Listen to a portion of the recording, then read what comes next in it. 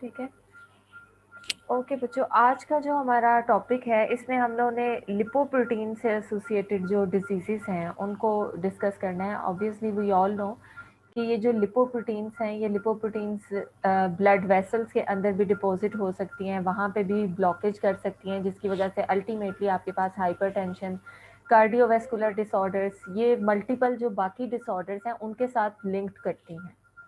ठीक है। सो lipoprotein itself hyperlipidaemia तो एक प्रॉब्लम है, बट इस हाइपरलिपिडीमिया की वजह से आपके पास आगे से हार्ट अटैक के चांसेस भी ज़्यादा होते हैं। सो हम first of all in lipoproteins को देखेंगे कि इनकी कितनी टाइप्स हैं, किन एक्चुअली ये लिपोप्रोटीन्स होती क्या है, इनकी कंपोजिशन क्या है, इनका स्ट्रक्चर कैसा है, ये कब बनती हैं, कितनी टाइप्स की हैं और किस तरह से बॉडी में मेटाबोलाइज होती हैं। उसके बाद इन लिपोप्रोटीन की वजह से होने वाले जो डिसऑर्डर्स हैं, जिसमें हाइपरलिपिडीमिया आ जाता है, और कार्डियोवैस्कुलर डिजीजेस, इनको इंशाल्लाह हम लोग कवर करेंगे। ठीक है। सो पहले आप लोगों को ऑब्वियसली लिपोप्रोटीन्स का आइडिया होना चाहिए। और आज का जो हमारा लेक्चर है, बिकॉज ये इंट्रोडक्टरी लेक्चर है, तो इसके अंदर हम लिपोप्रोटीन्स, उनकी टाइप्स और उनके जो बॉडी के अंदर नॉर्मल मेटाबॉलिक पाथवेज हैं दो, उनको डिस्कस करेंगे। ठीक है। और कल जो नेक्स्ट आपका लेक्चर होगा इंशाल्लाह, उसके अंदर हम diseases which are linked with the hyperlipidemia और हाई कंसंट्रेशन ऑफ लिपोप्रोटीन्स, उनको डिस्कस करेंगे। So first of all, lipoproteins actually होती क्या है? जैसे कि आपको नेम से ही पता चल रहा है कि ये आपके पास एग्रीगेट्स हैं, ये आपके पास एक ऐसा सिस्टम है जिसके अंदर लिपिड्स और प्रोटीन्स एसोसिएटेड होती हैं, यानी कॉन्जुगेटेड आपके पास ये बायोमोलिक्यूल्स हैं जिनमें आपके पास लिपिड्स और प्रोटीन्स, ये दोनों कंपोनेंट्स प्रेजेंट होते हैं। अब नॉर्मली आपके पास इन लिपोप्रोटीन की फॉर्मेशन हमारी बॉडी के अंदर होती क्यों है, इस चीज़ को अगर हम देखें कि ये लिपोप्रोटीन्स बनती क्यों हैं या किन कंडीशंस में बनती हैं। सो वी ऑल नो कि हमारी बॉडी के अंदर लिपिड्स जो है उसकी बहुत इम्पोर्टेंस है। लाइक अगर हम स्ट्रक्चर पॉइंट ऑफ व्यू से देखें तो आपके पास जो मेम्ब्रेन्स हैं उनकी कंपोजिशन के लिए, इसी तरह से आपकी ऑर्गेनेलिस हैं, ऑब्वियसली वो भी मेम्ब्रेन बाउंड है, को बनाने के लिए, या फिर हम लोग अगर डाइट के थ्रू एक्सोजीनियसली फैट को इनटेक करते हैं तो उस फैट को भी ब्लड से ट्रेवल करते हुए अपनी उन साइट्स तक जाना होता है जहाँ पे आगे उसने डिफरेंट आप कह लें कि मॉलिक्यूल्स की प्रोडक्शन करनी है, जैसे स्टीरॉयड हार्मोन्स हैं या फैट लिंक्ड बाकी जो मॉलिक्यूल्स हैं उनकी प्रोडक्शन जिन साइट्स के ऊपर होनी है वहाँ पे उसने ट्रेवल करना है। सो अगर आप लिपिड्स की इटसेल्फ नेचर देखो तो लिपिड्स आपके पास हाइड्रोफोबिक हैं और नॉन पोलर हैं। ठीक है, ये हाइड्रोफोबिक है और नॉन पोलर है, और बॉडी के अंदर अपने डिफरेंट फंक्शंस परफॉर्म करने के लिए ऑब्वियसली इन्हें एक साइट से दूसरे साइट में ट्रेवल करना है। जिसमें हम एक एग्जांपल ले लेते हैं कि सपोज ये आपका कोई सेल है जो कि बिलोंग करता है गैस्ट्रोइंटेस्टिनल ट्रैक्ट से, और यहाँ पे आपके पास सेल्स हैं एडिपोज टिश्यूज के। ठीक है, या यहाँ पे आपके पास लिवर सेल है। ठीक है। सो ये डिफरेंट आपके पास जो हैं वो ऐसे सेल्स हैं, डिफरेंट आपके पास ऐसी साइट्स हैं जहाँ पे लिपिड्स जो हैं वो ट्रेवल कर सकते हैं। लाइक अगर आपने डाइट में इंटेक किया है फैट्स का, तो ऑब्वियसली यहाँ पे डाइजेशन के बाद ये ब्लड के थ्रू ट्रेवल करते हुए लिवर के पास आएंगे। ठीक है, लिवर देखेगा कि यहाँ पे अगर उसे कुछ फैट्स की ज़रूरत है, लाइक बाइल सिंथेसिस के लिए या किसी अपने स्ट्रक्चर में उसको किसी जगह पे फैट्स को कंज्यूम करना है, तो वो उन्हें कंज्यूम करेगा। और जो एक्सेसिव फैट्स होंगे उनको फिर लिवर यहाँ से अगेन ब्लड के थ्रू ट्रांसफ़र कर देगा एडिपोज टिश्यूज में, जहाँ पे ये स्टोर हो जाते हैं और बॉडी को लॉन्ग टर्म एनर्जी प्रोवाइड करते हैं। ठीक है, जब आप लॉन्ग टर्म स्टारवेशन कंडीशन में होते हो और उस केस में आपके पास ग्लूकोज वगैरह प्रेजेंट नहीं है, तो उस केस में ये लिपिड्स यहाँ से मोबिलाइज होंगे और एनर्जी प्रोवाइड करेंगे। सो एक जो चीज़ मैं यहाँ पे आप लोगों के सामने हाईलाइट करना चाह रही थी वो ये है कि ये लिपिड्स चाहे गैस्ट्रोइंटेस्टिनल ट्रैक्ट से लिवर की तरफ ट्रैवल करें या लिवर से एडिपोज टिश्यूज की तरफ ट्रैवल करें, इनकी अपनी नेचर हाइड्रोफोबिक नेचर है, नॉन पोलर नेचर है। और जो हमारी बॉडी के अंदर ट्रांसपोर्ट सिस्टम है, जो ट्रांसपोर्ट मीडियम है विच इज़ प्लाज्मा, अगर आप इसको कंपेयर करो तो दिस इज़ 90% वाटर। यानी ये आपके पास एक पोलर इन्वायरमेंट है, ये हाइड्रोफिलिक इन्वायरमेंट है। सो इस हाइड्रोफिलिक इन्वायरमेंट में इन हाइड्रोफोबिक मॉलिक्यूल्स को ट्रेवल करने के लिए कुछ पार्टनर्स की ज़रूरत होती है, ठीक है। और वो पार्टनर्स यहाँ पे क्या है आपके पास, प्रोटीन्स हैं। यानी ये आपके पास non polar hydrophobic in nature है, ये वाला कंपोनेंट लिपिड्स, और दूसरी तरफ जो आपके पास प्रोटीन्स यूज होंगी, these proteins are amphipathic in nature, ठीक है। एम्फीपैथिक इन नेचर मीन्स कि इन प्रोटीन्स में दोनों तरह की ऑप्शंस होती हैं। प्रोटीन्स में पोलर पोर्शंस भी हैं, पोलर एंड्स भी हैं, और नॉन पोलर पोर्शन या हाइड्रोफोबिक पोर्शन भी यहाँ पे इस प्रोटीन के साथ प्रेजेंट होगा।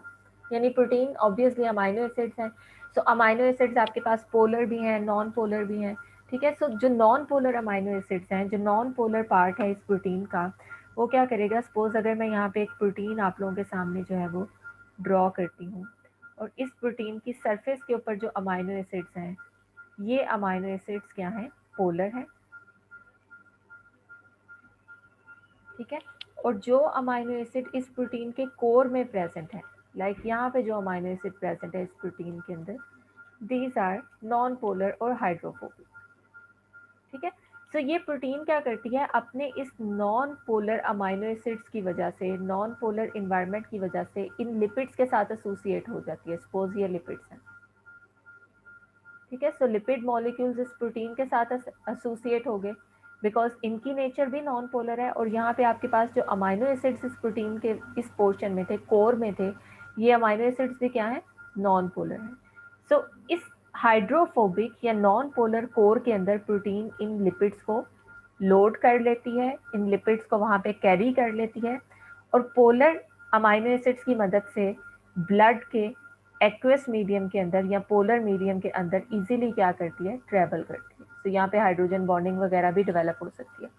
सो वाटर यहाँ पे जो पोलर मीडियम है, अब वो इस नॉन पोलर या हाइड्रोफोबिक मॉलिक्यूल्स को ट्रेवल करने देगा, पास करने देगा, बिकॉज ये वाटर से क्या है, हाइड हुए हुए हैं, वाटर से ये मास्क्ड है। मैम ओके, सो यहाँ से आप लोग इस स्लाइड से इस चीज़ को जो है वो मज़ीद क्लैरिफाई कर सकते हो कि आपके पास जो एक्चुअली लिपोप्रोटीन्स हैं, उनका इस तरह का एक जो है वो एग्रीगेट्स की फॉर्म में एक कॉम्प्लेक्स सा स्ट्रक्चर होता है, ठीक है, जिसमें आपका जो मेन पर्पस है इस कॉम्प्लेक्स के बनने का, इस लिपोप्रोटीन एग्रीगेट के बनने का, वो क्या है, ट्रांसपोर्ट करना इन नॉन पोलर फैट्स को इन एक्वस मीडियम, जो कि हाइड्रोफिलिक मीडियम है। सो इस एग्रीगेट की वजह से ये ट्रांसपोर्ट पॉसिबल है। सो अब ये जो स्फेरिकल स्ट्रक्चर आपके पास यहाँ पे बना है, जैसे मैंने आप लोगों को पहले बताया था, इस स्फेरिकल स्ट्रक्चर के अंदर आप देख रहे हो कि इसमें भी आपके पास ये प्रोटीन्स हैं, ये जो आपके पास ग्रीन कलर के स्ट्रक्चर्स बताए हुए हैं, ठीक है, ये आपके पास प्रोटीन्स हैं। और जो आपको कोर नज़र आ रहा है, ये वाला पोर्शन, सेंट्रल पोर्शन, इस सेंट्रल पोर्शन में आपके पास हाइड्रोफोबिक मॉलिक्यूल्स हैं। यानी ओवरऑल ये जो आपको रेड कलर में स्ट्रक्चर्स नज़र आ रहे हैं, दीज आर एम्फीपैथिक कंपाउंड्स, जैसे फॉस्फोलिपिड्स आ सकते हैं, ठीक है। सो जी बच्चों, सो यहाँ पे आप देख सकते हैं कि ये जो आपके पास एक स्फेरिकल सी असेंबली बनी है, एक स्फेरिकल सा स्ट्रक्चर बना है लिपोप्रोटीन का, इसमें आपके सरफेस के ऊपर ये एम्फीपैथिक मॉलिक्यूल्स अपने हाइड्रोफिलिक पोर्शन की वजह से प्रेजेंट है। उसके बाद यहाँ पे आपके पास प्रोटीन्स हैं, ठीक है, ये अगर प्रोटीन्स का स्ट्रक्चर मैं दिखाऊं, और जो बिल्कुल सेंट्रल पोर्शन है आपके पास, इसको अगर कंप्लीट करें, ठीक है, और जो सेंट्रल पोर्शन आपके पास यहाँ पे है, ये कोर, इसको आप कोर कह रहे हो, इसको अगर आप एनालाइज करो जैसे यहाँ पे दिखाया गया है, तो इसमें आपके पास प्योरली जो नॉन पोलर कंपाउंड्स हैं, यानी ऐसे लिपिड्स जो एम्फीपैथिक नहीं है, ऐसे लिपिड्स जिनमें totally non polar compounds present है, जैसे ट्राइग्लिसराइड्स इसकी एग्जांपल हो गई, कोलेस्ट्रॉल ईस्टर्स हो गए, ये सारे के सारे आपके प्योरली जो नॉन पोलर कंपोनेंट्स हैं, जो नॉन पोलर लिपिड्स हैं, वो कोर में प्रेजेंट होंगे। जो एम्फीपैथिक आपके लिपिड्स हैं वो सरफेस पे प्रेजेंट होंगे, उनके हेड ग्रुप सरफेस पे होंगे और टेल्स कोर की तरफ प्रेजेंट होंगी। और प्रोटीन्स भी इसी तरह से इसके ऊपर इम्बेड हुई होंगी, जिसमें प्रोटीन के एम्फीपैथिक होने की वजह से उसके जो नॉन पोलर पोर्शन हैं वो कोर की तरफ, और जो पोलर पोर्शंस हैं वो सरफेस पे हों, ठीक है। तो जस्ट लाइक फॉस्फोलिपिड, आपका फ्री कोलेस्ट्रॉल भी चूंकि एक एम्फीपैथिक कंपाउंड है, सो ये भी सरफेस पे प्रेजेंट होगा, बिकॉज वी ऑल नो कि कोलेस्ट्रॉल के अंदर आपके पास जो थर्ड कार्बन एटम है उसमें एक हाइड्रोक्साइल ग्रुप है, जिसकी वजह से इसके अंदर कुछ पोलैरिटी प्रेजेंट होती है, ठीक है। और अगर आप यहाँ से इस डायग्राम में कोलेस्ट्रॉल और कोलेस्ट्रॉल ईस्टर्स दोनों का कंपैरिजन देखो, तो this cholesterol Easter is purely non polar, जबकि फ्री कोलेस्ट्रॉल आपके पास पोलर है। तो यहाँ से आप इन दोनों का कंपैरिजन भी कर सकते हो कि जो फ्री कोलेस्ट्रॉल है ये पोलर इसलिए बिकॉज इसमें ये जो थर्ड पोजीशन के ऊपर हाइड्रोक्साइल ग्रुप था ये फ्री है, ठीक है, ये हाइड्रोजन बॉन्डिंग में पार्टिसिपेट कर सकता है। बट अगर आप कोलेस्ट्रॉल ईस्टर की बात करो, तो कोलेस्ट्रॉल ईस्टर में आपका ये जो कोलेस्ट्रॉल है ये अपनी थर्ड पोजीशन पे प्रेजेंट हाइड्रोक्साइल ग्रुप को यूज करता है ईस्टर बॉन्ड फॉर्मेशन के लिए, ठीक है। ईस्टर बॉन्ड ऐसा बॉन्ड होता है ना जो कि एसिड और अल्कोहल के दरमियान बनता है। So this is a fatty acid जिसका ये कार्बोक्सिलिक एसिड ग्रुप बॉन्ड बनाता है with this OH group of cholesterol, जो कि किसके साथ अटैच है, थर्ड कार्बन के साथ। सो आफ्टर कंडेंसेशन आपके पास यहाँ से एक वाटर मॉलिक्यूल एलिमिनेट हो जाएगा, ये जो ऑक्सीजन है ये अटैच हो जाएगी विद दिस कार्बन, ठीक है। सो ये आपके पास कोलेस्ट्रॉल ईस्टर है, विच मीन्स कि इस केस में ये थर्ड हाइड्रोक्साइल ग्रुप अवेलेबल नहीं है, this third hydroxyl group is engaged in an ester bond, ठीक है। सो ये बेसिक डिफरेंस है बिटवीन कोलेस्ट्रॉल ईस्टर और कोलेस्ट्रॉल। और यहाँ पे इस ईस्टर बॉन्ड की वजह से आपके पास या एक और फैटी एसिड के अटैच होने की वजह से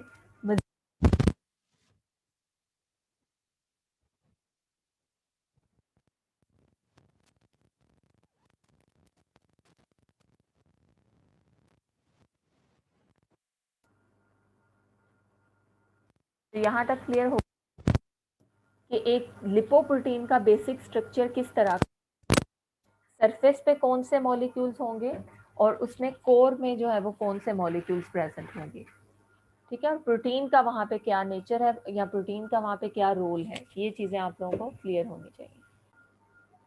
सो अब हम नेक्स्ट मूव कर रहे हैं कि what is the difference between lipoproteins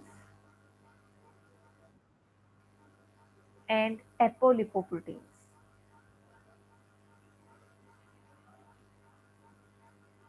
ठीक है।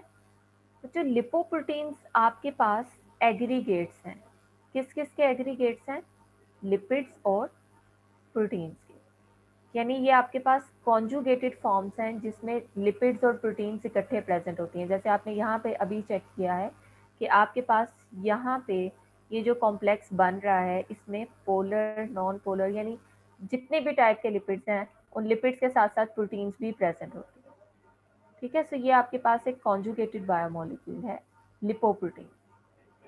बट इस कॉन्जुगेटेड मॉलिक्यूल में जो सिंपल प्रोटीन है जब ये बाउंड फॉर्म में प्रेजेंट नहीं होती, जब ये फ्री फॉर्म में प्रेजेंट होती हैं, तो इनको कहा जाता है एपोलिपोप्रोटीन्स, ठीक है। और इनको एपोलिपोप्रोटीन्स इसलिए कहा जाता है ताकि इन्हें बाकी प्रोटीन्स जो कि आपकी बॉडी के अंदर स्ट्रक्चरल प्रोटीन्स भी हैं, आपकी बॉडी के अंदर फंक्शनल प्रोटीन्स भी हैं जिसमें एंजाइम्स भी आ जाते हैं, ठीक है। आपके पास कुछ ऐसी प्रोटीन्स भी हैं जो कि हार्मोन्स के तौर पे एक्ट करती हैं, जो कि न्यूरोट्रांसमीटर्स के तौर पे एक्ट करती हैं। सो इन सब प्रोटीन्स को इन प्रोटीन से डिफ्रेंशिएट करने के लिए जो कि स्पेसिफिकली लिपिड्स के साथ बाइंड करती हैं, आप इन प्रोटीन्स को एक खास नाम दे रहे हो यहाँ पे और वो क्या है, एपोलिपोप्रोटीन, ठीक है। यानी ये वो प्रोटीन्स हैं जो कि बाइंड करेंगी, एपो मीन्स फ्री और लिपोप्रोटीन मीन्स कि these are going to be part of lipoprotein complexes, but अभी इस मोमेंट पे ये किस फॉर्म में प्रेजेंट है, फ्री फॉर्म में प्रेजेंट, ठीक है। सो एपोलिपोप्रोटीन्स आपके पास वो सारी की सारी प्रोटीन्स हैं जो कि इन फ्यूचर या ज़रूरत पड़ने पर लिपिड्स के साथ बाइंड कर सकती हैं और किस में कन्वर्ट हो सकती हैं, लिपोप्रोटीन के अंदर कन्वर्ट हो सकती हैं। सो जब वो फ्री फॉर्म में प्रेजेंट है तो तब आप उनको क्या कहते हो, एपोलिपोप्रोटीन। ठीक है, इन एपोलिपोप्रोटीन्स की लिपिड्स के साथ एसोसिएशन क्यों हो रही है, जैसे अभी मैंने आप लोगों को थोड़ी देर पहले बताया है कि इनका मेन जो रीजन है यहाँ पे अटैचमेंट की, कि ये एपोलिपोप्रोटीन्स लिपिड्स के साथ क्यों एसोसिएट हो रही है। ठीक है, ये आप लोगों ने हमेशा याद रखना है कि जब प्रोटीन फ्री फॉर्म में है तो दिस इज एपोलिपोप्रोटीन, बट जब ये एपोलिपोप्रोटीन एग्रीगेट होगी, लिपिड्स के साथ कंबाइन होगी, तो इस केस में जो कॉम्प्लेक्स बनेगा दिस इज लिपोप्रोटीन कॉम्प्लेक्स। ठीक है, सो इन दोनों के कॉम्बिनेशन से आपके पास लिपोप्रोटीन्स बनेंगे। इस तरह से आपको डिफरेंस जो है वो याद रहेगा। नाउ द क्वेश्चन इज कि ये एपोलिपोप्रोटीन्स आखिर लिपिड्स के साथ क्यों अटैच हो रही हैं, जिसमें से एक एस्पेक्ट हमने देख लिया है कि because these lipids are non polar in nature, so ये इनको ट्रांसपोर्ट मीडियम के तौर पे या ट्रांसपोर्ट कैरियर के तौर पे, ट्रांसपोर्ट कैरियर के तौर पे उनको हेल्प करती हैं, यानी उनको कैरी करती हैं, उनके साथ बाइंड करती हैं, और जो पोलर मीडियम है, जो प्लाज्मा है, उसमें से बड़े आराम से उसको ट्रैवल करवा के टारगेट साइट तक भेज देती। ठीक है, ये एक रीज़न होगी। बट इसके अलावा इन एपोलिपोप्रोटीन्स के कुछ और फंक्शंस भी हैं, लाइक इसकी वजह से आपकी जो उनका एक ख़ास किस्म का स्ट्रक्चर बनता है, उनके साथ डिफरेंट इंजाइम्स आके इंटरेक्ट करते हैं। लाइक इस एपोलिपोप्रोटीन को अगर कोई सेल सपोज कंज्यूम करना चाहता है तो देयर आर चांसेस कि उस सेल की सरफेस के ऊपर जो इंजाइम प्रेजेंट है वो इंजाइम इस एपोलिपोप्रोटीन को रिकॉग्नाइज करे। ठीक है, और इसको रिकॉग्नाइज करने के बाद इसको इनगल्फ करे। ठीक है, और बाद में इसको यूज़ करे। ठीक है, बिकॉज मल्टीपल सेल्स ऐसे हैं ना जो कि लिपोप्रोटीन्स को यूज़ भी करते हैं, जिसमें वो सेल्स आ जाते हैं जिन्होंने बाइल बनानी है, वो सेल्स आ जाते हैं जिन्होंने इन लिपिड्स को यूज़ करते हुए स्टीरॉयड हार्मोन्स बनाने हैं। ठीक है, या फिर वो सेल्स जहाँ पे ये लिपिड्स स्टोर होंगे। सो ऑब्वियसली उन सेल्स के अंदर जाने के लिए रिसेप्टर के साथ इंटरेक्शन ज़रूरी है, और मोस्ट ऑफ द टाइम आपके ये जो रिसेप्टर्स हैं, ये जो सेल सरफेस एंजाइम्स हैं, ये लिपिड्स को तो रिकॉग्नाइज नहीं कर पाते, बिकॉज लिपिड्स इस केस में मास्क हैं, लिपिड्स जो है वो छुपे हुए हैं। सो सरफेस पे क्या चीज़ प्रेजेंट है, प्रोटीन्स प्रेजेंट है, सो ये रिसेप्टर इन प्रोटीन्स को रिकॉग्नाइज करेंगे। सो सेकेंड इन प्रोटीन की सिग्निफिकेंस क्या हो सकती है कि ये सर्टेन इंजाइम्स की एक्टिविटी को रेगुलेट करते हैं या उनके साथ इंटरेक्ट करते हैं, जो कि लिपोप्रोटीन्स को क्या करते हैं, बाइंड करते हैं, या लिपोप्रोटीन के लिए जो स्पेसिफिक एंजाइम्स हैं उनको ये रिकॉग्नाइज करते हैं, उनको बाइंड करते हैं, उनकी एक्टिविटी को रेगुलेट करते हैं। And third point is receptor recognition. In addition to enzymes, sometimes आपकी सेल सरफेस जो रिसेप्टर्स हैं वो भी इन लिपोप्रोटीन्स को रिकॉग्नाइज करती हैं बिकॉज ऑफ देयर एपोलिपोप्रोटीन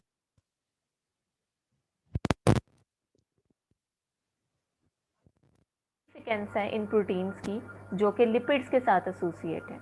कि एक तो ये उसको ट्रांसपोर्ट होने में हेल्प करते हैं, उसके स्ट्रक्चर को मेंटेन करते हैं, उसके अलावा सेल के लिए एक लेबल के तौर पे, रिकॉग्निशन लेबल के तौर पे भी एक्ट करते हैं, कि इन प्रोटीन्स को देखते हुए सेल के रिसेप्टर्स और सेल के एंजाइम्स इन लिपोप्रोटीन्स को आइडेंटिफाई कर सकते हैं, इन लिपोप्रोटीन्स को क्या कर सकते हैं, एज अ सबस्ट्रेट कंज्यूम कर सकते हैं। ये पॉइंट क्लियर हो गया?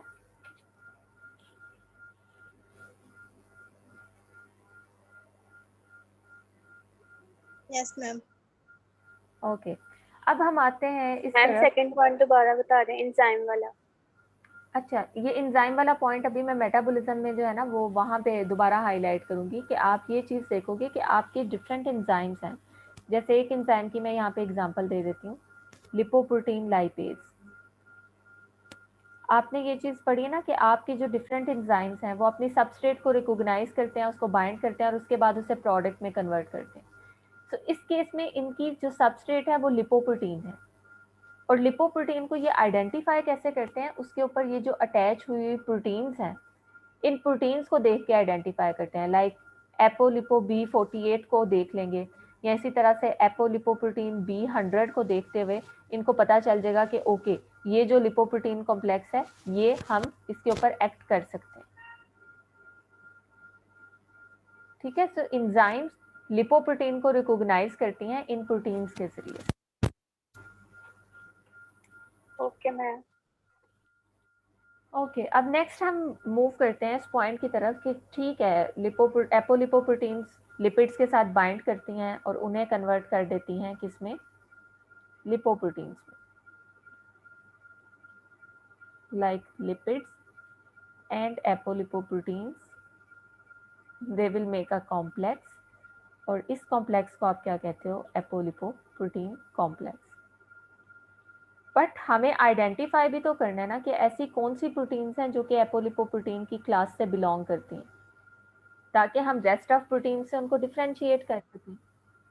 ठीक है, तो यहाँ पे कुछ एग्जांपल्स हैं आपके पास एपोलिपोप्रोटीन्स की जो कि ह्यूमन सेल्स के अंदर प्रेजेंट होती हैं।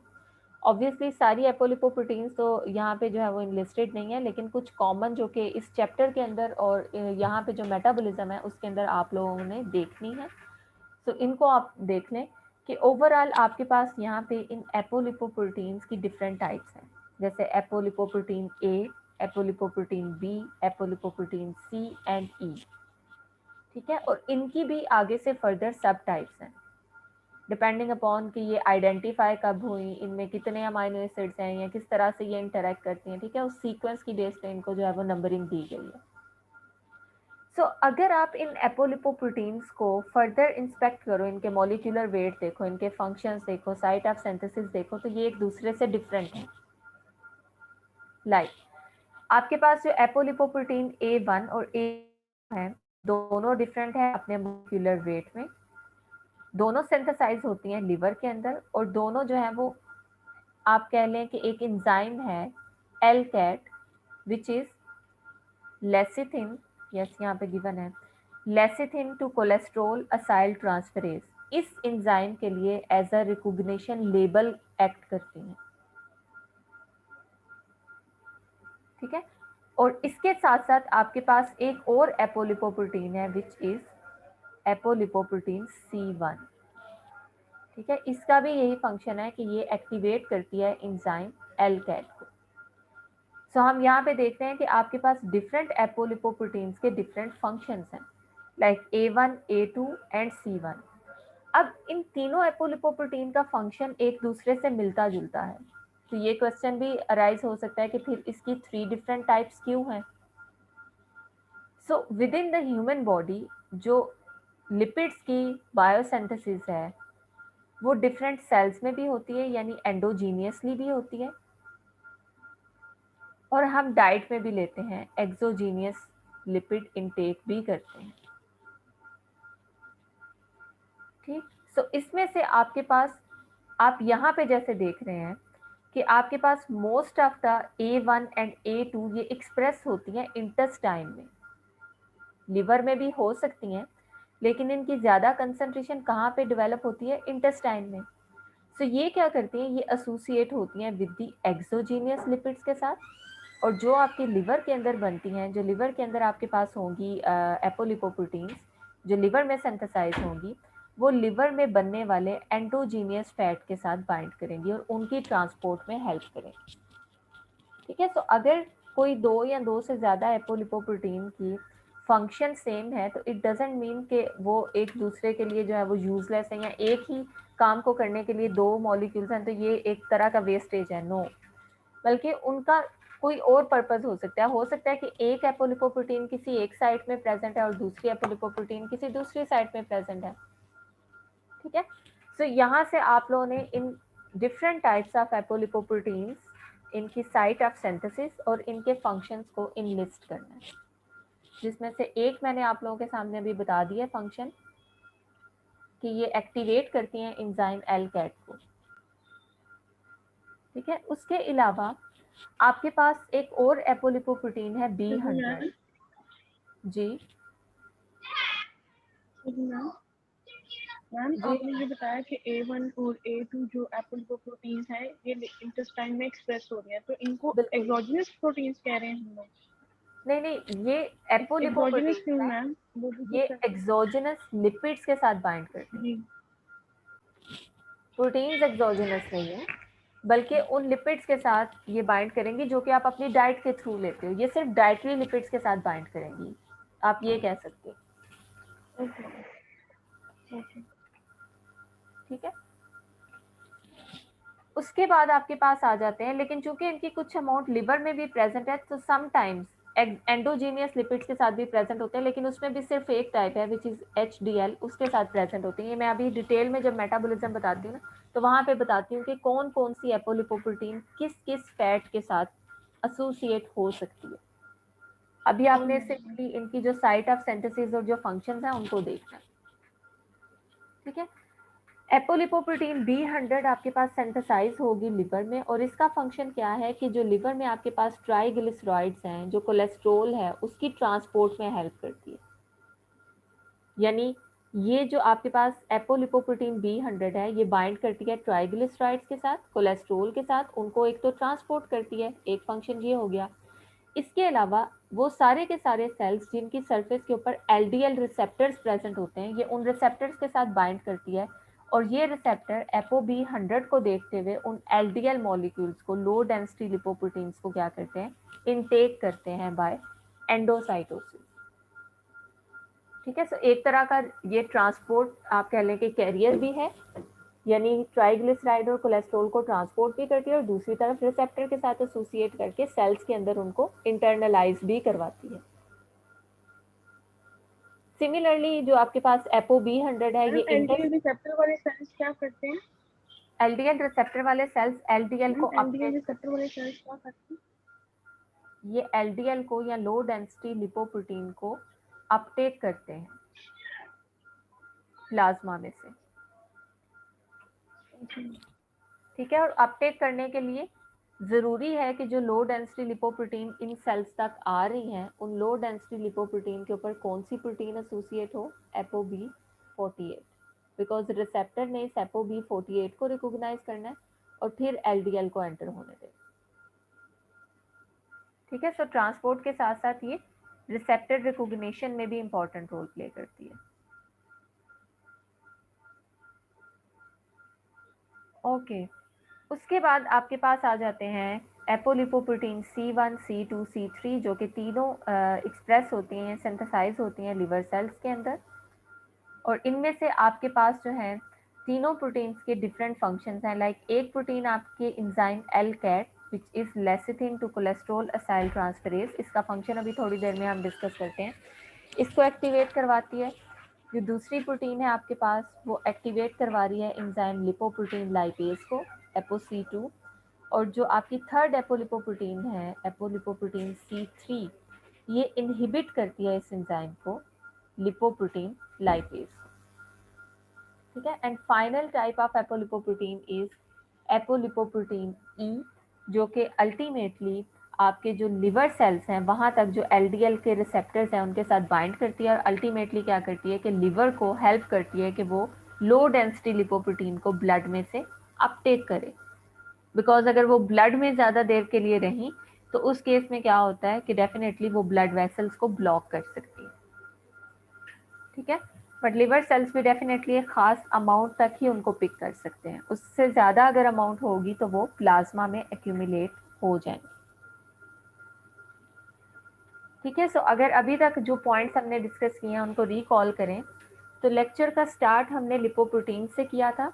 लिपोप्रोटीन्स क्या हैं और इनमें कौन कौन से दो बायोमोलिक्यूल्स प्रेजेंट होते हैं, लिपिड्स एंड प्रोटीन्स।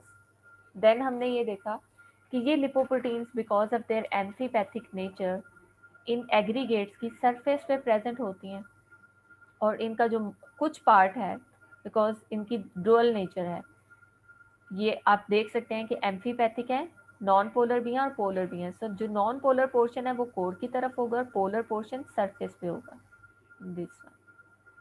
और जो बाकी आपके पास कॉम्प्लेक्स है उसमें भी हमने यही पैटर्न ऑब्जर्व किया है कि जितने जो हाइड्रोफोबिक ये नॉन पोलर मॉलिक्यूल्स हैं, जो प्योरली नॉन पोलर हैं, वो कोर के अंदर प्रेजेंट है, और एम्फीपैथिक मॉलिक्यूल्स सरफेस पे प्रेजेंट है।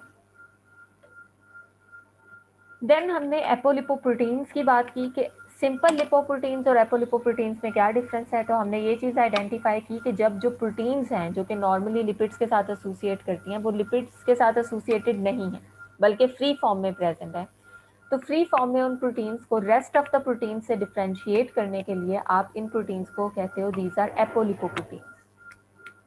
ठीक है। और इन एपोलिपोप्रोटीन्स की क्या सिग्निफिकेंस है कि ये एक तो ट्रांसपोर्ट मीडियम प्रोवाइड कर रही हैं, नॉन पोलर लिपिड्स को प्लाज्मा यानी हाइड्रोफिलिक एनवायरनमेंट में ट्रैवल करने में हेल्प करती हैं, उनकी स्ट्रक्चरल इंटीग्रिटी को मेंटेन करती हैं, डिफरेंट एंजाइम्स के लिए रिकॉग्निशन साइट हैं, जैसे आपने यहाँ पे स्टेबल के अंदर भी देखा है, और डिफरेंट रिसेप्टर्स को भी बाइंड करती हैं।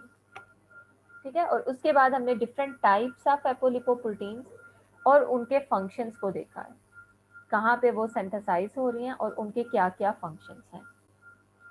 अब अगर इसी पॉइंट को थोड़ा सा हम लोग मजीद डिस्कस करें तो हम आगे देखेंगे कि आपकी जो सेल्स हैं या ह्यूमन बॉडी के अंदर जो टोटल जो लिपोप्रोटीन्स हैं उनकी 4 टाइप्स हैं।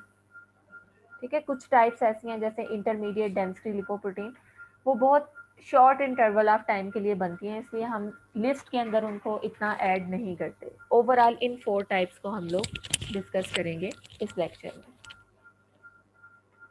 ठीक है। ये जो 4 टाइप्स हैं आपके पास लिपोप्रोटीन्स की, अगर हम टाइप्स ऑफ लिपोप्रोटीन्स की बात करें तो ये क्लासिफिकेशन किस बेस पे हुई है, इनको 4 टाइप्स में जो डिवाइड किया गया है ये किस पैरामीटर की बेस पे इनको डिवाइड किया गया है। तो इसमें आपके पास 2 ऑप्शंस हैं। एक depending upon type of lipids जो ये कैरी करती हैं, और टाइप ऑफ प्रोटीन्स जो इनके साथ एसोसिएटेड है। इन दोनों चीज़ों को देखते हुए कि वो किस किस्म के लिपिड्स को कैरी करती हैं, लाइक वो लिपिड्स क्या आपके पास ट्राइएसाइलग्लिसराइड्स हैं, वो लिपिड्स क्या कोलेस्ट्रोल हैं, वो लिपिड्स क्या फॉस्फोलिपिड्स हैं, ठीक है, या फिर वो लिपिड्स आपके पास अगर इनके बावजूद हम लोग मज़ीद जो एक क्लास है एंडोजीनियस या एक्सोजीनियस, इनमें से कौन सी टाइप है ये आपने चेक करनी है। ठीक है। यानी कौन से लिपिड्स हैं, एक तो ये देखा जाता है और उसके बाद ये देखा जाता है कि इनमें से जो लिपिड्स हैं वो किस प्रोटीन के साथ अटैच है, A1 के साथ, A2 के साथ, B100 के साथ, B48 के साथ अटैच है, C1, C2, C3 and E। तो ये चीज़ याद रखिएगा कि ये जो क्लासिफिकेशन है या जो टाइप है, इसमें आपके पास हर एक क्लास के अंदर या हर एक टाइप ऑफ लिपोप्रोटीन के अंदर एक खास किस्म के लिपिड्स और ख़ास किस्म की प्रोटीन्स प्रेजेंट होंगी। जैसे सबसे पहली टाइप अगर मैं आप लोगों के सामने डिस्कस करती हूँ, विच इज काइलोमाइक्रॉन।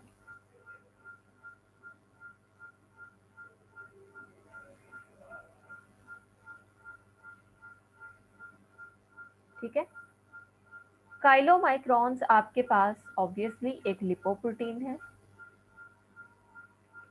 बट ये एक ऐसी लिपोप्रोटीन है जो कि सिंथेसाइज कहाँ पे होती है, गैस्ट्रोइंटेस्टिनल ट्रैक्ट या गट के अंदर। ठीक है। साइट ऑफ सिंथेसिस इसकी क्या है, कहाँ बनती है, गट या स्मॉल इंटेस्टाइन में, कब बनती है और किन लिपिड्स को ये कैरी करती है। जो लिपिड्स इनके अंदर प्रेजेंट हैं वो लिपिड्स नॉर्मली आपके पास क्या हैं, डाइटरी या एक्सोजीनियस ट्राई असाइल ग्लिसरॉइड। तो कौन से लिपिड्स इस लिपोप्रोटीन में प्रेजेंट होंगे, सिर्फ डाइटरी ट्राइएसाइल ग्लिसरॉइड। आपने ये चीज़ याद रखनी है कि जो ट्राइएसाइल ग्लिसरॉइड्स हैं इसके बॉडी के अंदर 2 सोर्सेज होते हैं, एक एक्सोजीनियस जो कि आप अपनी डाइट से इनटेक करते हो, जो कि कहाँ पे प्रेजेंट होता है, गैस्ट्रोइंटेस्टिनल ट्रैक्ट या गट में, और ट्राइएसाइल ग्लिसरॉइड्स आपके लिवर के अंदर भी बनते हैं। ठीक है। लिवर में आपके पास क्या होता है कि अगर आपका जो ग्लूकोज है, ये चीज़ भी हमने डिस्कस की हुई है कि अगर आपके पास ग्लूकोज की इनफ अमाउंट प्रेजेंट है तो लिवर सबसे पहले उस ग्लूकोज को कन्वर्ट करता है किसमें, ग्लाइकोजन में, और उसको सेव कर लेता है। लेकिन अगर आपने ग्लूकोज का इंटेक करते हुए अपनी बॉडी नीड्स को कंसीडर नहीं किया और बहुत ज़्यादा क्वांटिटी में ग्लूकोज का इंटेक कर लिया, तो ग्लाइकोजन बनने के बाद भी जो एक्स्ट्रा ग्लूकोज होगा वो किस में कन्वर्ट होना शुरू हो जाता है, ट्राई असाइल ग्लिसरॉइड्स में। इस केस में जो आपके पास ये ट्राई असाइल ग्लिसरॉइड्स बनते हैं, ये कहाँ पे बनते हैं, लिवर में। और इन ट्राई असाइल ग्लिसरॉइड्स को आप क्या कहते हो, एंडोजीनियस ट्राई असाइल ग्लिसरॉइड्स। सो काइलोमाइक्रोन में सिर्फ और सिर्फ एक्सोजीनियस या डाइटरी ट्राई असाइल ग्लिसरॉइड्स प्रेजेंट होते हैं, इसमें एंडोजीनियस ट्राई असाइल ग्लिसरॉइड प्रेजेंट नहीं होते। यही वजह है कि ये कहाँ पे बनती है, लिवर या गट में।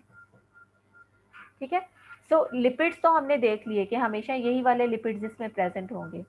अब आते हैं प्रोटीन्स की तरफ कि इस काइलोमाइक्रोन के अंदर कौन सी एपोलिपोप्रोटीन्स प्रेजेंट होती हैं। सो ApoB48, A1, C2 and apolipoprotein E. These are the apolipoproteins जो कि किसका पार्ट होंगी, काइलोमाइक्रोन का पार्ट होंगी। तो अब ये आप लोगों ने एक अपने माइंड में समरी रखनी है कि जैसे ही गैस्ट्रो इंटेस्टिनल ट्रैक्ट में आपने कोई लिपिड रिच फूड का इंटेक किया, ठीक है, यहाँ से लिपिड्स प्लाज्मा के अंदर डायरेक्टली नहीं आ सकते because of their non polar nature. So ये जो आपके पास इंटेरोसाइट्स हैं, ये जो सेल्स हैं, इसको अगर जूम करके देखें इस सेल को, तो इस सेल के अंदर आपके पास क्या होगा, ये लिपिड्स एसोसिएट होंगे विद सम प्रोटीन्स। और उसमें कौन कौन सी प्रोटीन आ जाती है, B48, A1, C2 and E। सो आपके पास एक काइलोमाइक्रोन का स्ट्रक्चर बनेगा जिसमें सपोज मैं इस तरह का एक स्ट्रक्चर ड्रॉ कर देती हूँ कि ये आपके पास सारे के सारे जो हैं वो काइलोमाइक्रोन की एक असेंबली है जिसमें ये प्रोटीन्स हैं, एपोलिपोप्रोटीन्स। ठीक है, और ये जो कोर है यहाँ पे आपके पास डाइटरी ट्राइएसाइल ग्लिसरॉइड्स को मैं इस तरह से रिप्रेजेंट करूँ। ठीक है, सो अब ये काइलोमाइक्रोन इन सेल्स से रिलीज होगा, जिन सेल्स में ये बन रहा था, ठीक है, उन सेल से रिलीज होगा और कहाँ पे आ जाएगा, प्लाज्मा में। सो प्लाज्मा में आपके पास हमेशा आपकी जो मील है उसके बाद जितने भी लिपिड्स प्लाज्मा में ट्रेवल होंगे वो किस फॉर्म में होंगे, काइलोमाइक्रोन्स की फॉर्म में।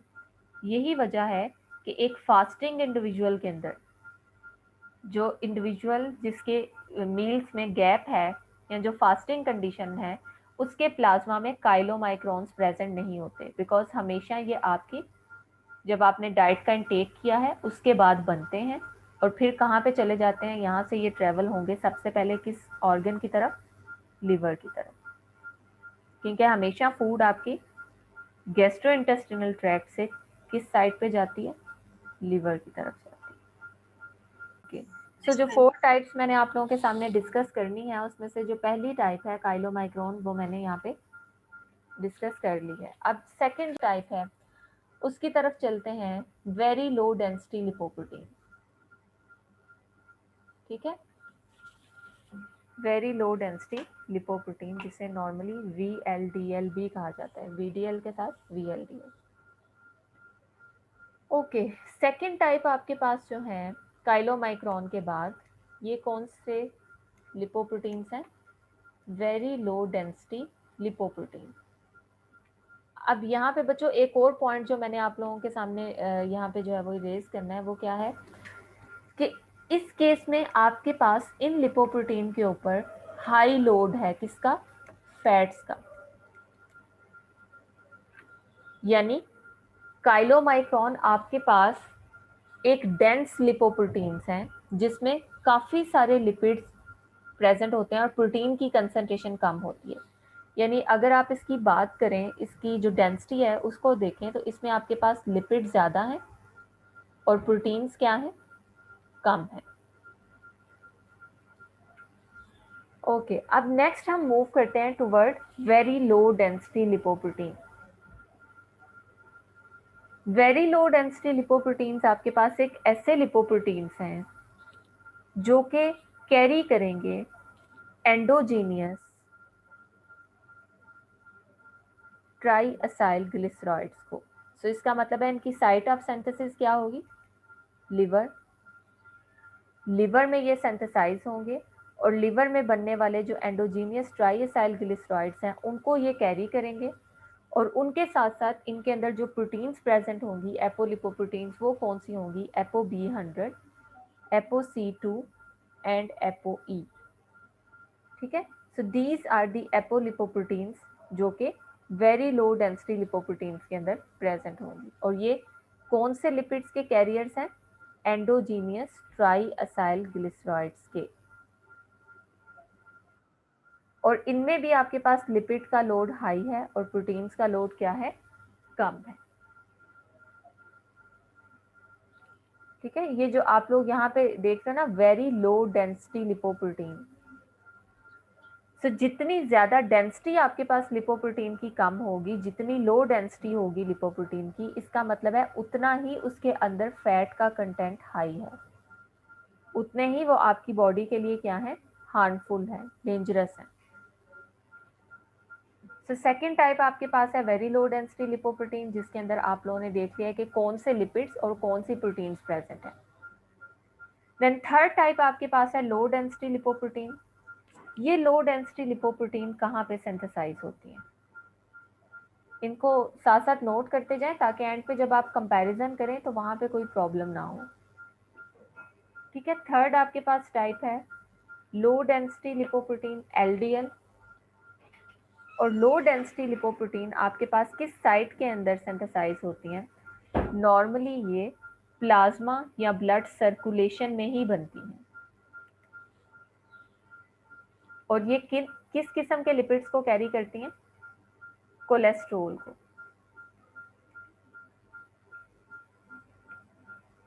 ठीक है, इनमें मेन जो लिपिड्स होते हैं वो कौन से हैं, कोलेस्ट्रोल। सपोज आपके पास इस टाइम अगर VLDL प्रेजेंट है, very low density lipoprotein present है, तो इसमें आपके पास ट्राइएसाइल ग्लिसरॉइड्स की ज़्यादा कंसंट्रेशन है।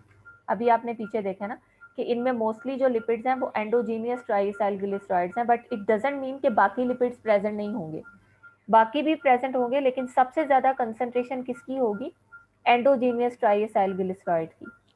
सो ये आपके पास अगर VLDL सपोज प्लाज्मा के अंदर ट्रेवल कर रहा है, और यहाँ पे आपके पास ट्राइएसाइल ग्लिसरॉइड्स भी हैं, कोलेस्ट्रोल भी हैं, कोलेस्ट्रोल को मैं रेड कलर से हाईलाइट कर देती हूँ। ठीक है, सो पहले आपके पास कोलेस्ट्रोल की कंसंट्रेशन सेल्स में कम थी, सॉरी सेल्स में नहीं, इन लिपोप्रोटीन कॉम्प्लेक्सेस में कम थी, और ट्राइएसाइल ग्लिसरॉइड्स की कंसंट्रेशन बहुत ज़्यादा थी।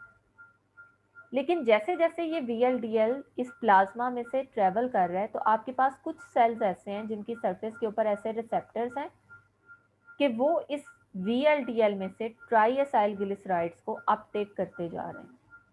सो जब इस सेल से पास करेगा तो आपके जो ट्राइएसाइल ग्लिसराइड्स हैं उसकी कुछ अमाउंट कम हो जाएगी। इसी तरह से जब नियर बाय सेल आपको दोबारा यहाँ से जो है वो ट्राइएसाइल ग्लिसराइड्स को अपटेक करेगा, तो अब आपके पास ये जो लिपोप्रोटीन है, इस लिपोप्रोटीन के अंदर कोलेस्ट्रोल की कंसंट्रेशन क्या होती जा रही है, ज़्यादा होती जा रही है। तो इस वजह से अब ये VLDL नहीं रहेगा, बल्कि किस में कन्वर्ट हो जाएगा, LDL के अंदर। सो ये जो आपके पास लो डेंसिटी लिपोप्रोटीन्स हैं, ये हमेशा सर्कुलेशन में बनते हैं, यानी ब्लड के अंदर, आपकी जो ब्लड वेसल के अंदर है उसमें ट्रांसपोर्ट के दौरान जब कुछ सेल्स कुछ खास किस्म के लिपिड्स को अपटेक कर लेते हैं तो पीछे सिर्फ कोलेस्ट्रोल बच गया। सो अब आपके पास जो ये टाइप होगी, this type is low density lipoprotein. ठीक है, और इस केस में आपके पास सिर्फ एक खास किस्म की प्रोटीन इस स्ट्रक्चर में रह जाएगी, विच इज एपो B100, और जो रिमेनिंग प्रोटीन्स थी, rest of the protein C2 and E, वो इस VLDL से क्या हो जाएंगी, शेड हो जाएंगी, अलग हो जाएंगी, सेपरेट हो जाएंगी। ओके, सो यहाँ से आप देख सकते हो कि ये चीज़ क्लियरली यहाँ पे मेंशन भी है कि ये जो लो डेंसिटी लिपोप्रोटीन्स हैं ये एक्चुअली VLDL से बनते हैं इन सर्कुलेशन, और ये कैरी करते हैं एक्चुअली कोलेस्ट्रोल्स को। ठीक है, सो मेजर लिपिड्स जो काइलोमाइक्रोन्स में है वो डाइट्री ट्राइएसाइल ग्लिसरॉइड्स, जो VLDL में है वो एंडोजीनियस ट्राइएसाइल ग्लिसरॉइड्स, और जो LDL में है दीज आर कोलेस्ट्रोल्स। अब इन तीनों टाइप्स के बाद आपके पास एक आ जाते हैं हाई डेंसिटी लिपोप्रोटीन्स, जिनको गुड फैट्स भी कहा जाता है। और इन्हें गुड फैट्स क्यों कहा जाता है, बिकॉज इनकी डेंसिटी हाई है, विच मीन्स इज कि इनमें प्रोटीन ज़्यादा और फैट्स कम है। फैट्स की अमाउंट कम है इन लिपोप्रोटीन्स में और प्रोटीन ज़्यादा है। सो ऑब्वियसली जितना कम फैट आपकी बॉडी के अंदर होगा उतना ही वो आपके लिए हेल्दियर है। सो जो हाई डेंसिटी लिपोप्रोटीन्स हैं, इन एग्रीगेट्स को, इन कॉम्प्लेक्सेस को most of time good fats भी कहा जाता है, बिकॉज इनका जो लिपिड लोड है, इनमें जो लिपिड की कंसंट्रेशन है वो बहुत कम है। डेट्स वाई इनका साइज भी बाकी लिपोप्रोटीन से कम है। These are the smallest lipoproteins. इनके प्रोटेक्टिव फंक्शंस हैं, बिकॉज एक्चुअली ये क्या करती हैं, ये जो टिश्यूज़ के अंदर डिपॉजिट लिपिड होता है उसको उन टिश्यूज़ से क्या करती हैं, एक्सट्रैक्ट करवाती हैं, because of their high density. ठीक है, अगर आप यहाँ पे देखें तो इनमें लिपिड्स ऑलरेडी बहुत कम है, तो ये एक्चुअली क्या करती हैं कि जिन सेल्स के अंदर लिपिड डिपॉजिट हुआ होता है उन सेल्स में से लिपिड को निकालती हैं और उन लिपिड को लेके लिवर के पास चली जाती हैं और लिवर को कहती हैं कि इसको क्या करो, बॉडी से बाहर एक्सक्रीट करो। और वो एक्सक्रीट किस फॉर्म में होगा, ऑब्वियसली बाइल की फॉर्म में। ठीक है, सो ये एक तरह का आप कह लें कि इनका क्लियरेंस की तरह का रोल है कि ये बॉडी से डिपॉजिट फैट को क्लियर करती हैं, जबकि बाकी जो आपके एलडीएल हैं ये क्या करते हैं, उसको डिपॉजिट करवाते हैं। ये सर्कुलेशन से सेल्स के अंदर लिपिड्स को लेके जाते हैं और वहां पे उसको डिपॉजिट करवा देते हैं। डेड फैट को कहा जाता है these are bad fats.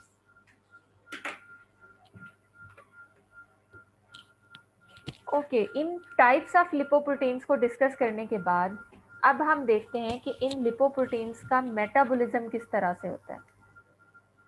Like body के अंदर, सर्कुलेशन के अंदर ये किस तरह से मेटाबोलाइज हो सकती है। सो हम दोनों तरह के साइकिल्स को पढ़ेंगे। एक्सोजीनियस लिपिड्स किस तरह से मेटाबोलाइज होती हैं, इस साइकिल को भी देखेंगे, और एंडोजीनियस लिपिड्स के मेटाबॉलिज्म का जो साइकिल है इसको भी डिस्कस करेंगे वन बाय वन। लेकिन इन दोनों साइकिल्स को डिस्कस करने से पहले मुझे आप लोगों के सामने दो इंजाइम्स जो हैं वो पहले क्लियर करने हैं। इन इंजाइम्स के नेम्स हम इससे पहले भी देख चुके हैं जब हम बात कर रहे थे एपोलिपोप्रोटीन्स की टाइप्स की। ठीक है, सो ये दो एंजाइम्स एक्चुअली है क्या है, ये किस सबस्ट्रेट के ऊपर एक्ट करते हैं और क्या प्रोडक्ट प्रोड्यूस करते हैं, ये चीज़ अगर आप लोगों को क्लियर हो जाती है तो जो आगे लिपोप्रोटीन के दो मेटाबॉलिक पाथवेज हैं वो आप लोगों के लिए इजी हो जाएंगे। सो इनको थोड़ा ध्यान से देख लें।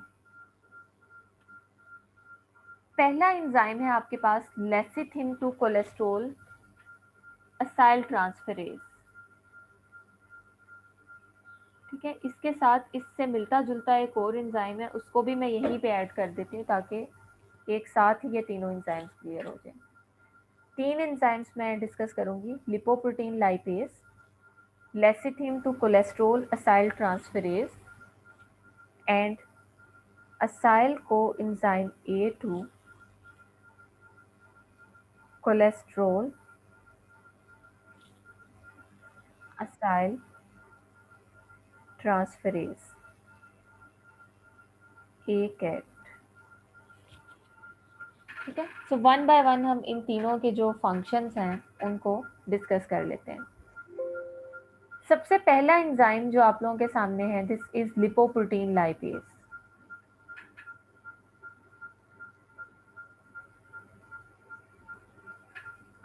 ठीक है, लिपोप्रोटीन लाइपेज का फंक्शन क्या है,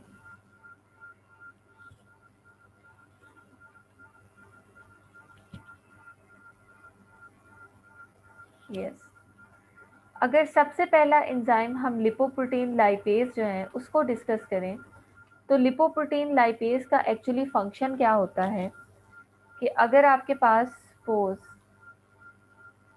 ट्राइग्लिसराइड की मैं अगर एग्जांपल ले लेती हूँ, जिसमें आप लोगों को पता है कि ग्लिसरॉल की जो तीनों कार्बन एटम्स हैं उनके साथ एक एक फैटी एसिड जो है वो अटैच होता है। सो सपोज आपके किसी लिपोप्रोटीन के अंदर ये ट्राइग्लिसराइड प्रेजेंट है जिसमें 3 पोजीशंस के ऊपर 3 फैटी एसिड्स अटैच हैं। This is tri acyl glyceride.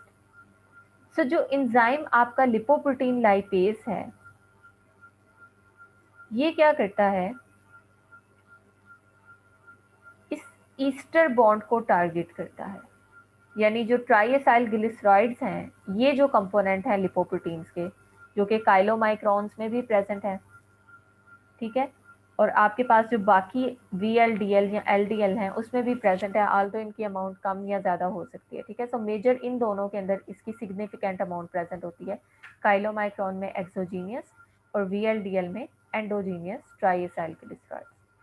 So in lipoprotein के अंदर जो ट्राइएसाइल ग्लिसरॉइड्स प्रेजेंट है, ये एंजाइम उनके ऊपर एक्ट करता है और उनमें जो ये बॉन्ड है, ester bond between fatty acid and glycerol, उसको हाइड्रोलाइज करवाता है।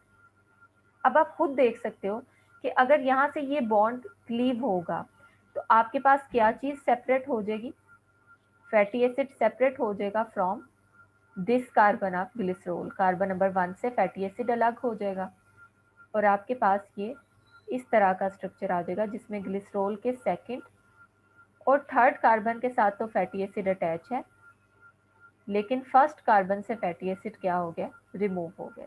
अगेन अगर ये एंजाइम सेकंड कार्बन पे एक्ट करता है तो अब आपके सेकंड कार्बन से भी फैटी एसिड अलग हो जाएगा, और इसी तरह से अगर थर्ड कार्बन के ऊपर अटैक होता है तो यहाँ से भी फैटी एसिड क्या हो जाएगा, सेपरेट हो जाएगा। सो लिपोप्रोटीन लाइपेज का जो फंक्शन है वो क्या है कि ये ग्लिसरॉल को सेपरेट करेगा और फैटी एसिड्स को क्या करता है, फ्री करता है। यानी इसके एक्शन के बाद आपके पास 3 free fatty acids and 1 glycerol, ये प्रोडक्ट आपके पास आएगी। Yes ma'am. और एक और चीज़ जो आपने याद रखनी है वो ये कि मोस्टली ये जो लिपोप्रोटीन लाइपेज है ये आपके पास मेम्ब्रेन बाउंड एंजाइम है।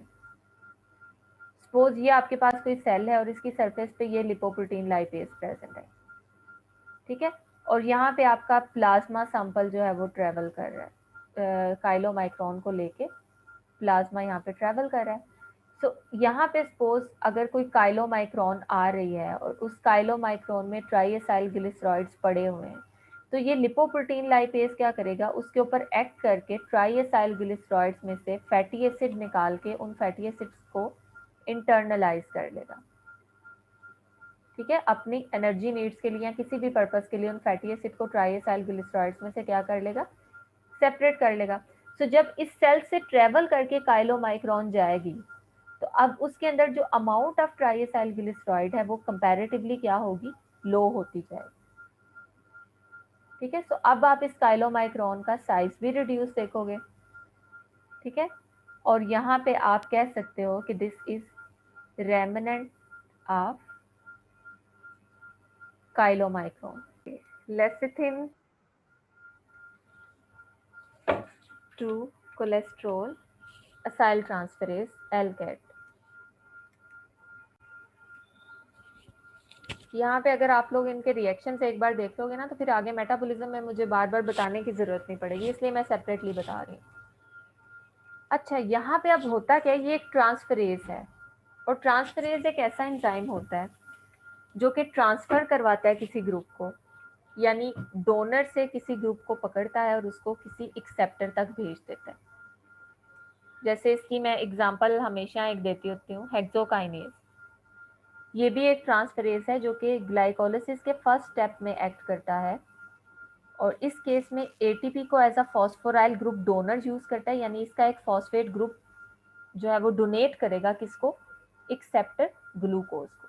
So glucose is acceptor and ATP is donor, और इस एंजाइम ने करना क्या है, एक्सचेंज करवाना है, ट्रांसफर करवाना है फॉस्फेट ग्रुप को डोनर से एक्सेप्टर की तरफ।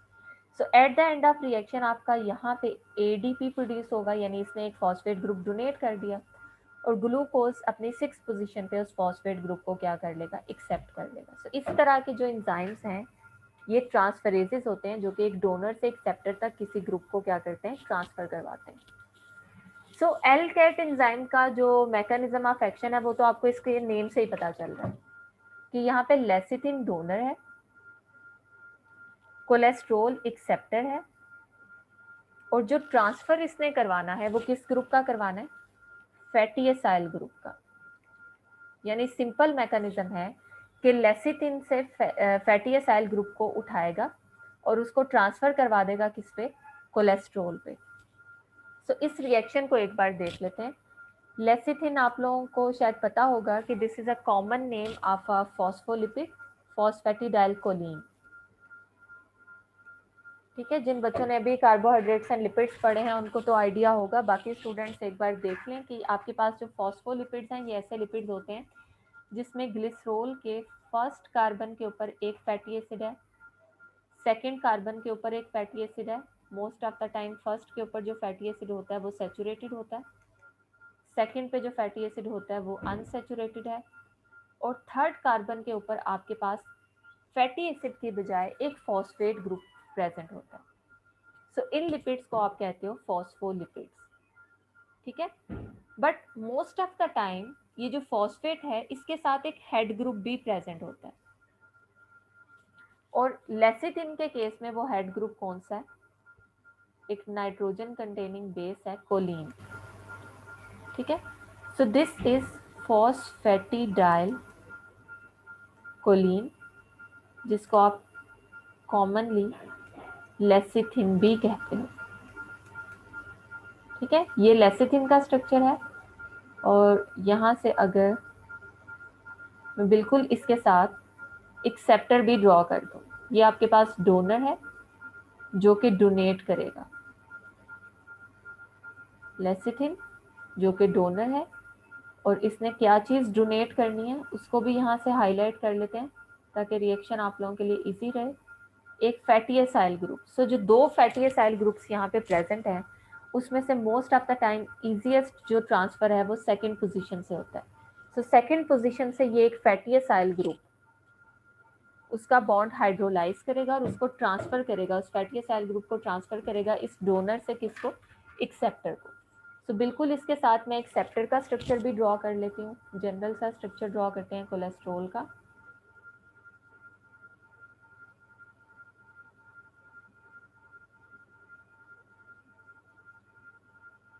ठीक है, और यहाँ पे आपके पास OH ग्रुप है, यहाँ पे अनसैचुरेशन है। सो होता क्या है कि ये जो एंजाइम एलकैट है, lecithin to cholesterol acyl transferase, ये इस सेकंड पोजीशन पे अटैच फैटी असाइल ग्रुप को यहाँ से हाइड्रोलाइज करवाता है और इसका ईस्टर लिंकेज बनवा देता है किसके साथ? इस OH ग्रुप के साथ। सो आप इमेजिन कर सकते हो कि जब ये रिएक्शन कंप्लीट होगा तो आपके पास इस पोजीशन पे जहाँ पे पहले फैटी एसिड प्रेजेंट था अब वो बिल्कुल एम्प्टी हो जाएगी। ठीक है, ये इस तरह का स्ट्रक्चर आपके पास आएगा। यहाँ पे कोलिन अटैच है, बाकी स्ट्रक्चर बिल्कुल वैसा ही है, और इसको आप कहते हो लाइसो लेसिथिन।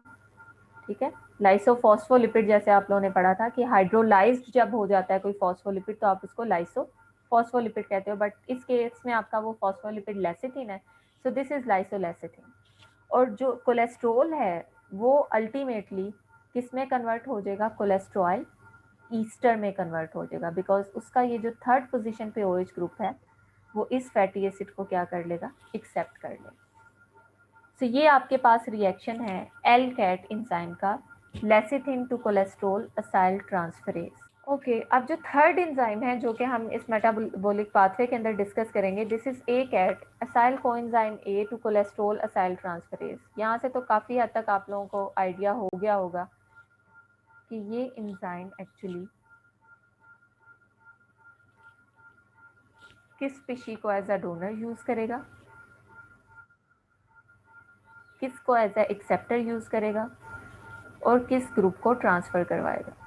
सो अगेन असाइल ग्रुप ने ट्रांसफर होना है, फैटी एसिड ने ट्रांसफर होना है, बट दिस टाइम एक्सेप्टर बेशक सेम है cholesterol, but donor is different. पहले आपके पास डोनर लेसिथिन था, बट इस केस में आपके पास fatty acyl coenzyme A group है, यानी आपके पास RC double bond OSH, this is S coenzyme A, this is fatty acyl coenzyme A जो कि डोनर है। ठीक है, और दूसरी तरफ आपके पास है कोलेस्ट्रॉल जो कि एक्सेप्टर है।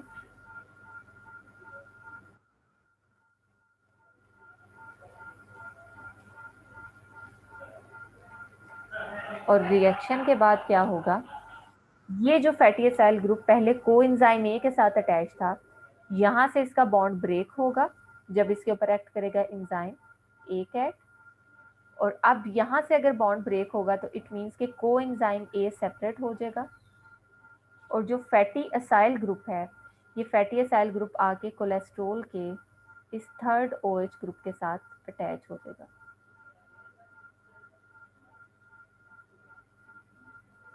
ठीक है, सो प्रोडक्ट में आपके पास एक तरफ कोएंजाइम ए आ रहा है और दूसरी तरफ कोलेस्ट्रॉल ईस्टर।